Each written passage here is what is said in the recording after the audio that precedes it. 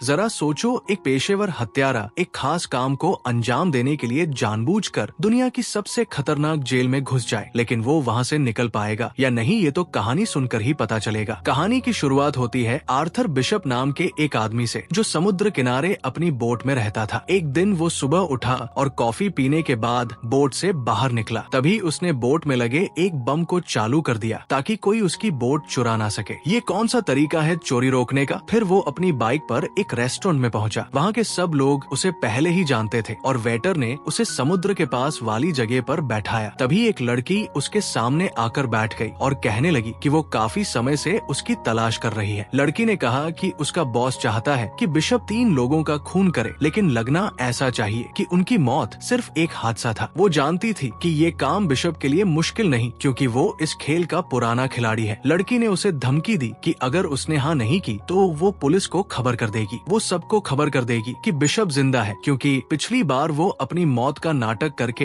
Police से बच निकला था। तभी बिशप ने देखा कि इस लड़की के साथ कुछ और भी लोग हैं जो उसे ही देख रहे थे। अचानक उसने अपना फोन निकालकर उस लड़की की तस्वीर ले ली। जैसे ही लड़की ने बंदूक निकालने की कोशिश की तो बिशप ने उस पर हमला कर दिया। ये देखकर लड़की के साथी भी बिशप पर टूट पड़े, लेकिन उसने एक एक करके सबको धूल चटा दी। फिर बिशप ने देखा कि नीचे से और गुंडे उसे पकड़ने आ रहे हैं, इसलिए वो दीवार से कूदकर एक केबल कार पर लटक गया। उस लड़की ने अपने साथियों के साथ बिशप का पीछा किया और केबल कार में घुस गई। वो बिशप को अंदर ढूंढ रही थी, लेकिन वो तो छत पर था। लड़की ने छत पर बंदूक चला दी, लेकिन बिशप ऐन वक्त पर कूद गया और एक पैराशूट पर जा गिरा। रात को जब वो अपनी बोट पर जाने लगा तो उसने देखा कि 2 लोग पहले से ही वहाँ मौजूद थे। उसने बिना समय गवाए अपना फोन निकाला और बोट में धमाका कर दिया। इसके बाद वो माल उतारने और चढ़ाने की जगह पर पहुंचा। उसने एक डब्बा खोला और अपने पासपोर्ट्स और बाकी कागज जला दिए। फिर बिशप थाईलैंड के एक टापू पर गया, जहां वो एक लड़की से मिला जिसे वो पहले से जानता था। ये लड़की वहां के एक होटल की मालकिन थी। वो उसे एक कमरे में ले गई और बिशप ने एक खुफिया जगह से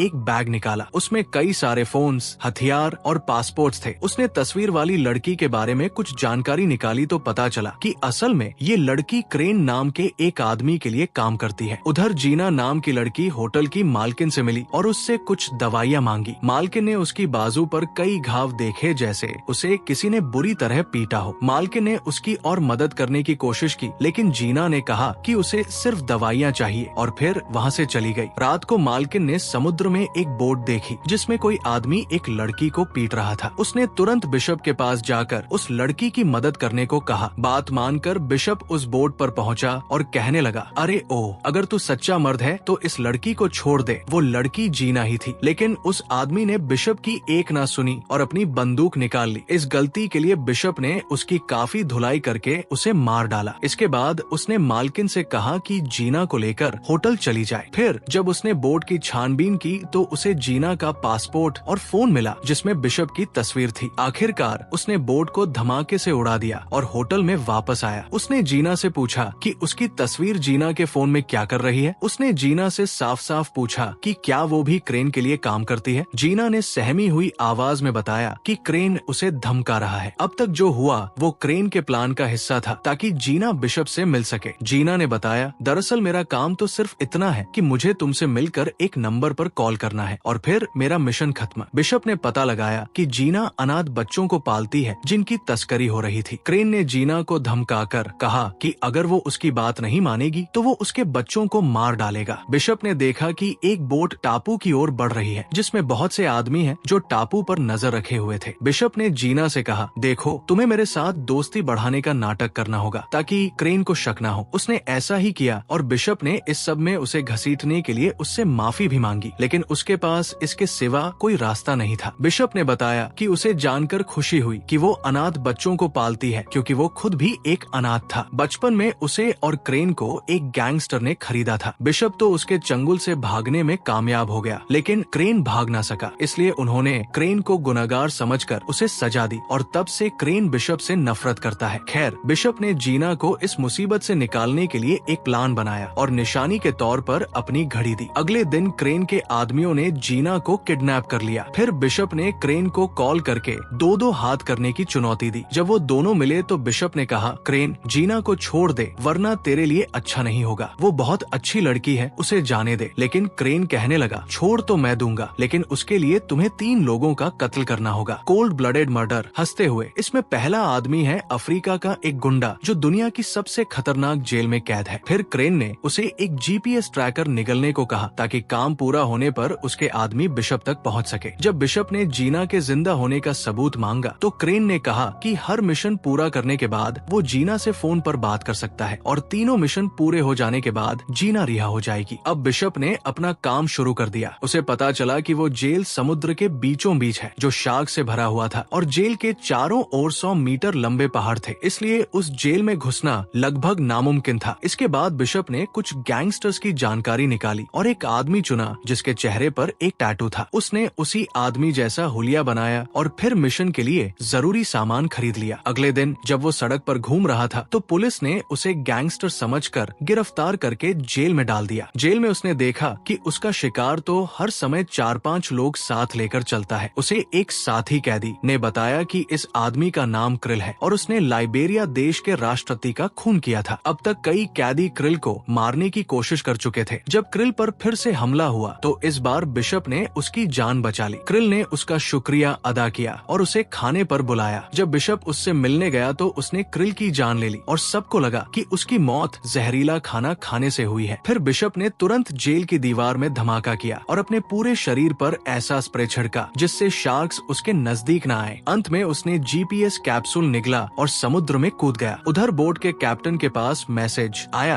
कि बिशप ने काम पूरा कर दिया है। उसकी लोकेशन ढूंढकर क्रेन के आदमियों ने उसे बचा लिया। फिर बिशप ने जीना से फोन पर बात की तो जीना ने बताया कि बिशप के पास अगले आदमी को मारने के लिए सिर्फ 36 घंटे हैं, नहीं तो वो लोग जीना को मार देंगे। अब क्रेन ने उसे दूसरे आदमी की जानकारी भेजी। इस आदमी का नाम एड्रियन है जो कि एक अरबती था। ये इंसानों की तस्करी का धंधा करता है, लेकिन उस तक पहुंचना बहुत मुश्किल था क्योंकि वो ऑस्ट्रेलिया में एक बिल्डिंग के 58वें माले पर रहता है जहाँ के सारे दीवार, दरवाजा, खिड़की बुलेट प्रूफ थे। ऊपर से हर जगह सेंसर्स और फिंगरप्रिंट डिवाइस भी लगे थे। अब बिशप इस आदमी के नीचे का घर खरीदने पहुंचा। वहाँ उसने घर की चाबियां और नक्शे की हूबहू नकल उतार ली। फिर उसने कांच फोड़ने वाले बम्स बनाए और साफ सफाई वाले आदमी का भेस बदलकर उस घर में घुस गया। घर की खिड़की से लटक कर वो एड्रियन के घर के स्विमिंग पूल तक पहुंचा और वहाँ बम्स फिट कर दिए। जैसे ही एड्रियन उसमें नहाने आया, बिशप ने धमाका कर दिया और एड्रियन सीधा नीचे गिरकर मारा गया। अब फिर से जीना का कॉल आया, लेकिन इस बार उसने चालाकी से उस बोट का नंबर दिखा दिया जिसमें वो कैद थी। फिर बिशप हेलीकॉप्टर से उस बोट तक जीना को बचाने पहुंचा और कई गुंडों को मार गिराया, लेकिन अफसोस कुछ देर बाद वो पकड़ा गया। फिर क्रेन ने उसे आखिरी चेतावनी देते हुए कहा, इस बार तो माफ कर देता हूँ, लेकिन अगर फिर से ऐसा हुआ तो जीना बेचारी मारी जाएगी और उसकी मौत के जिम्मेदार होंगे तुम। अब बिशप का आखिरी मिशन था अमेरिका में रहने वाले मैक्स को मारना। वो एक ऐसी बिल्डिंग में छिपा हुआ था जो पहाड़ के ऊपर बनी है और वहाँ सबमरीन्स का कारखाना था। इन सबमरीन्स में बड़ी बड़ी मिसाइल्स छिपाई गई थी। वहाँ खुफिया तरीके से किसी का भी अंदर आना या अंदर से बाहर जाना नामुमकिन था। जो भी वहाँ घुसने की कोशिश करता वो मौत के मुंह में जा गिरता। बिशप के पास इस काम को अंजाम देने के लिए 48 घंटे का वक्त था। उसे खबर मिली कि मैक्स ने